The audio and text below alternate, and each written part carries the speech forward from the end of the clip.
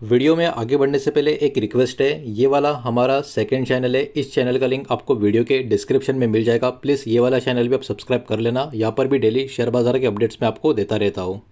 तो चलिए आगे बढ़ते हैं हमारे आज के दिन के इस पहले वीडियो की तरफ। तो देखिए, एक बहुत ही बड़ी ज़बरदस्त टाइप की खबर आपको यहाँ पर देखने को मिलेगी।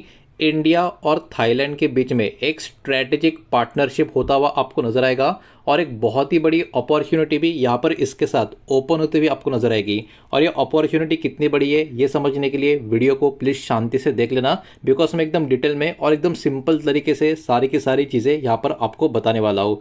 तो देखिए, ये वाला जो पार्टनरशिप है इंडिया और थाईलैंड का इतना मैटर क्यों करता है। तो यहाँ पर थाईलैंड जो है वो ट्राई कर रहा है, क्या ट्राई कर रहा है, अपना खुद का एक रिस्क रिड्यूस करने का। बिकॉज अभी बहुत ज़्यादा ग्लोबल लेवल पर जियोपॉलिटिकल गेम चल रहा है और अनसर्टेनिटी उसके वजह से बहुत ज़्यादा हो रही है। पिछले एक दो सालों में, 3-4 सालों में हमने देखा है। और थाईलैंड भी कहीं ना कहीं इससे काफ़ी परेशान है। इसलिए थाईलैंड भी अभी एक दो कंट्री या कुछ कुछ कंट्री के ऊपर का डिपेंडेंसी अपना कम करके, खतरा कम करके एक बहुत ही बड़ा अपॉर्चुनिटी क्रिएट करने का काम कर रहा है। अभी जो बहुत ज़्यादा टेंशन अमेरिका और चाइना के बीच में भी जो पर्टिकुलरली बढ़ रहा है, उसके कारण भी थाईलैंड अपनी पार्टनरशिप को डाइवर्सिफाई करने की कोशिश कर रहा है। और इसी वजह से इंडिया के साथ ये इनका एक स्ट्रैटेजिक पार्टनरशिप यहाँ पर हमको देखने को मिल रहा है। तो इंडिया अभी के टाइम एक इंपॉर्टेंट स्ट्रैटेजिक पार्टनर थाईलैंड का बनता हुआ देखने को मिल रहा है। इसके पीछे बहुत सारे अलग अलग रीजन आपको देखने को मिलेंगे। हमारे कंट्री का फॉरेन पॉलिसी पिछले कुछ सालों में काफ़ी ज़्यादा उसमें सुधार हुआ है, तो एक स्टेबल फॉरेन पॉलिसी उनको हमारा यहाँ पर देखने को मिला है। साथ ही साथ हमारे कंट्री का सबसे बड़ा जो ताकत है, एक बहुत ही बड़ी मार्केट का अपॉर्चुनिटी बाहर की कंट्रीज को जो मिलता है, उसके कारण वो हमेशा यहाँ पर अट्रैक्ट होती है। उसके अलावा एक बहुत ही बढ़िया मजबूत टेक्नोलॉजी का टैलेंट भी हमारे पास अभी के टाइम पे आपको देखने को मिलेगा। और एक हिस्टोरिकल टाई भी साउथ ईस्ट एशिया के साथ हमारा कंट्री का काफ़ी पहले से बना हुआ है। तो ये कुछ काफ़ी इंपॉर्टेंट पॉइंट आपको देखने को मिलेंगे। इस पार्टनरशिप के पीछे के कुछ रीजंस भी आप बोल सकते हो। अब देखिए, इंडिया भी एक्ट इस स्ट्रैटेजी की तरह बहुत ही मजबूत कदम धीरे धीरे उठाता हुआ आपको नजर आएगा। इंडिया भी चाहता है कि एक मजबूत इकोनॉमिक और एक स्ट्रैटेजिक टाई यहाँ पर होते हुए हमको देखने को मिले, जो साउथ ईस्ट एशियन कंट्रीज है उसके साथ, जिसमें अब थाईलैंड भी यहाँ पर इस कड़ी में जुड़ता हुआ आपको देखने को मिलेगा।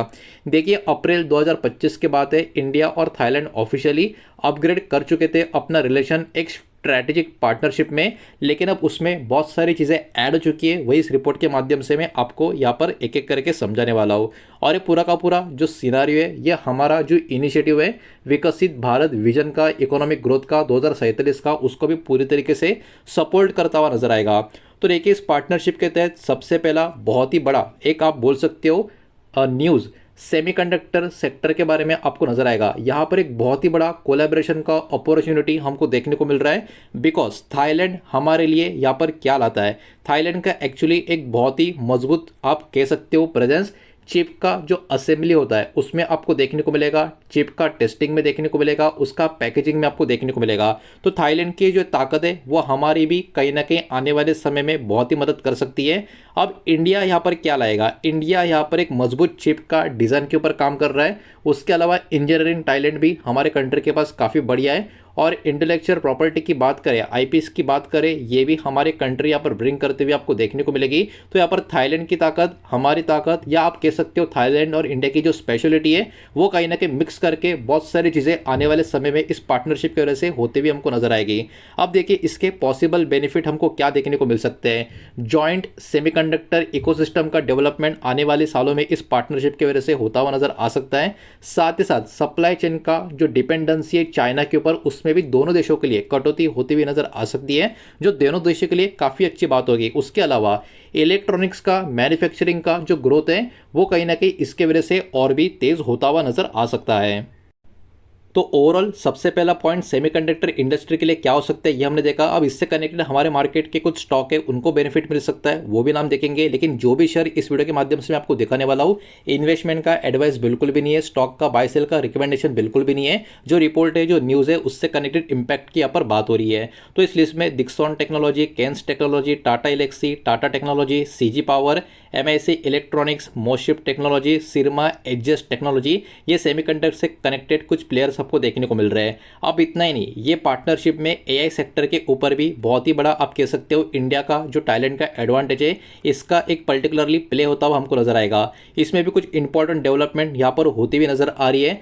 थाईलैंड चाहता है एक ट्रस्टेड एआई पार्टनर भविष्य की डिजिटल ग्रोथ है उसके लिए, और इंडिया का जो एआई टैलेंट पूल है वो कहीं ना कहीं रैपिड तरीके से ग्रोथ होता हुआ जो नजर आ रहा है। इसी के कारण थाईलैंड यहाँ पर इस पार्टनरशिप में एआई के ऊपर भी फोकस करता हुआ आपको देखने को मिलेगा।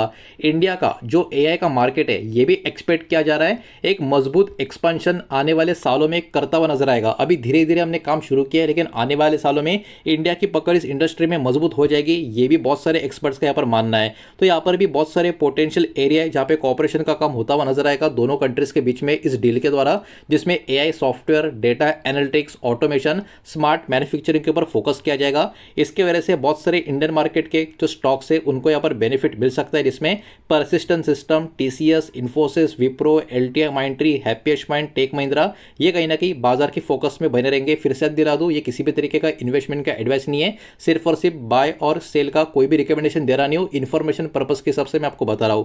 अब उसके अलावा ऑटो और ईवी इंडस्ट्री की बात करें तो बिकॉज अब ये पार्टनरशिप है तो जॉइंट मैन्युफैक्चरिंग का एक बहुत ही बड़ा पुश इस इंडस्ट्री को मिलता हुआ नजर आएगा। प्रपोज कोऑपरेशन की अगर हम बात करें, India, Thailand, Japan automotive framework यहाँ पर डिस्कस होता हुआ हमको देखने को मिला है। थाईलैंड इसमें एक मेजर ऑटोमोबाइल मैन्युफैक्चरिंग हब बना हुआ है। इंडिया के पास स्ट्रॉन्ग इंजीनियरिंग और ईवी का टेक्नोलॉजी का कैपेबिलिटीज अभी के टाइम हमको देखने को मिलेगा। इसके कारण जो फोकस एरिया इस पार्टनरशिप के तहत जो होगा वो इलेक्ट्रिक व्हीकल का बैटरीज के ऊपर होगा, चार्जिंग का जो इकोसिस्टम है या चार्जिंग का इंफ्रा सिस्टम है इसके ऊपर होगा। उसके अलावा एडवांस व्हीकल टेक्नोलॉजी के ऊपर यहाँ पर और भी डिस्कशन किए जाएंगे, टेक्नोलॉजी ट्रांसफर भी होता हुआ नजर आ सकता है और सप्लाई चेन का डाइवर्सिफिकेशन भी यहाँ पर ध्यान दिया जाएगा।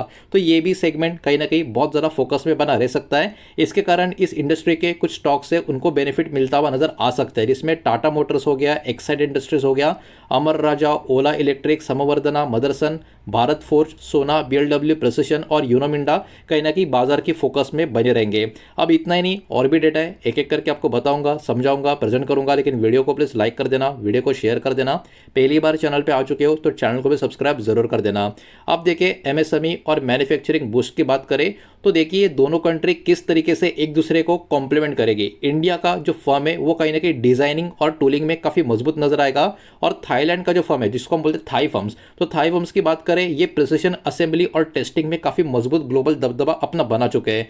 तो कहीं ना कहीं इंडिया और थाई ये दोनों मिलके जो एक्सपेक्टेड यहाँ पर आउटकम मार्केट में जो निकल कर आ रहा है, इसके कारण एक बहुत ही तगड़ा ग्लोबल सप्लाई और चेन इंटीग्रेशन यहाँ पर होता हुआ नजर आएगा बहुत ही बेटर वे में। ये कहीं ना कहीं यहाँ पर अब बातें निकल कर आ रही है, और इसके वजह से चाइना सेंट्रिक मैन्युफैक्चरिंग नेटवर्क का जो डिपेंडेंस है वो कहीं ना कहीं इन दोनों कंट्रीज के साथ साथ आने वाले सालों में दुनिया भर से भी यहाँ पर कम होता हुआ नजर आ सकता है। तो ये देखा जाए तो दोनों कंट्रीज के लिए ग्लोबल लेवल पे एक बहुत ही बड़ी बात आने वाले सालों में यहाँ पर साबित होती हुई नजर आ सकती है। उसके साथ साथ ये थाईलैंड का 4.0 इंडस्ट्रियल स्ट्रैटेजी जो उनके कंट्री में है उसके लिए भी ये सपोर्ट करता हुआ नजर आएगा। तो यहाँ पर थाईलैंड को भी बहुत बड़ा एडवांटेज है, इंडिया के पास भी बहुत बड़ा एडवांटेज है। तो दोनों कंट्री कहीं ना कहीं एक साथ एक कदम पे आगे बहुत ही बड़े मिशन पर काम करते हुए हमको नजर आ रही है।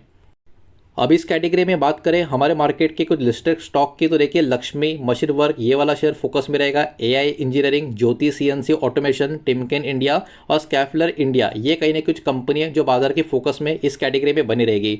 अब तक हमने जो भी देखा सब कुछ काफ़ी चंगा, सब कुछ काफ़ी पॉजिटिव, बहुत ही एकदम धमाकेदार, मस्त मजा आ गया। लेकिन वही मैं हमेशा बोलता हूँ सिक्के का दो बाजू होता है, अगर एक साइड पॉजिटिव है तो कुछ ना कुछ नेगेटिव भी, चैलेंज, कंसर्न, चिंता, ये सब कुछ हमको देखने को मिलेगा। तो यहाँ पर भी कुछ रिस्क है, कुछ चैलेंज है, वो भी जरा यहाँ पर देख लेते, समझ लेते हैं। थाईलैंड भी कहीं ना कहीं फेस कर सकता है एक प्रेशर अमेरिका और चाइना का जो पर्टिकुलरली एक राइवलरी चल रहा है उसके वजह से। इंडिया का मैन्युफैक्चरिंग इकोसिस्टम अभी भी डेवलपिंग स्टेज पे, डेवलप हुआ नहीं है, हम अच्छी स्पीड से आगे बढ़ रहे हैं लेकिन डेवलपिंग स्टेज पे, ये भी अभी के टाइम पे एक चैलेंज है, एक चिंता का विषय बन सकता है आने वाले समय में अगर कोई प्रॉब्लम हुआ तो। R&D इन्वेस्टमेंट की बात करें, स्किल टैलेंट की रिटेंशन की बात करें, ये भी दोनों कंट्रीज के लिए इस पार्टनरशिप के तहत एक बहुत ही बड़ा चैलेंज यहाँ पर बना रहेगा। और जो ओवर डिपेंडेंस एक ही मार्केट के ऊपर अभी भी जो बना हुआ है वो कहीं ना कहीं भविष्य में एक रिस्क क्रिएट कर सकता है। तो ये सारी चीज़ें भी इस पार्टनरशिप में कहीं ना कहीं इसके ऊपर किस तरीके से आउटकम निकाला जाता है आने वाले सालों में, इसके ऊपर कहीं ना कहीं पूरे बाजार का यहाँ पर ध्यान बना रहेगा। ओवरऑल मार्केट का व्यू की अगर हम बात करें, इंडिया थाईलैंड स्ट्रैटेजिक कोऑपरेशन कहीं ना कहीं सपोर्ट कर सकता है। सेमीकंडक्टर का जो मैन्युफैक्चरिंग है उसको, एआई का जो इकोसिस्टम का ग्रोथ है उसको, ईवी सप्लाई चेन को, और उसके अलावा एक्सपोर्ट ओरिएंटेड मैन्युफैक्चरिंग को भी। तो देखा जाए तो आने वाले समय के जो काफ़ी तगड़े सेक्टर की ग्रोथ पोटेंशियल देखी जा रही है, उन सब कैटेगरी में ये जो पार्टनरशिप है बहुत ही बड़ा टर्निंग पॉइंट दोनों कंट्रीज के लिए साबित करती हुई नजर आ सकती है। तो लॉन्ग टर्म का जो अपॉर्चुनिटीज में कहीं ना कहीं बात करें, technology, auto, electronics, industrial companies ये कहीं ना कहीं काफ़ी बड़े लेवल पे इमर्ज होते हुए हमको देखने को मिल सकते हैं। तो देखिए ये रिपोर्ट अपने आप में काफ़ी आउटस्टैंडिंग, काफ़ी ज़बरदस्त टाइप की हमको देखने को मिल रही है, और यही सारा डेटा मुझे आपके सामने एक्चुअली यहाँ पर प्रेजेंट करना था, जो मैंने प्रेजेंट करने का यहाँ पर ट्राई भी किया है। लेकिन सब कुछ एजुकेशनल इन्फॉर्मेशनल पर्पज़ के हिसाब से, ये बात यहाँ पर आप ध्यान में रखें, किसी भी तरीके का इन्वेस्टमेंट का एडवाइस या स्टॉक का रिकमेंडेशन मैंने आपको दिया नहीं है, ना ही मैं आपको दे रहा हूँ। ये चीज़ भी यहाँ पर आपको याद रखनी चाहिए। उम्मीद करता हूँ वीडियो आपको समझ आया होगा, पसंद आया होगा। तो वीडियो को लाइक करें, दोस्तों से शेयर करें। पहली बार चैनल पे आ चुके हो तो सब्सक्राइब भी कर देना, और कोई भी स्टॉक में निवेश करने से पहले खुद की स्टडी रिसर्च जरूर करें, फाइनेंशियल एडवाइजर की सलाह जरूर ले। मिलते हैं नेक्स्ट वीडियो में, धन्यवाद।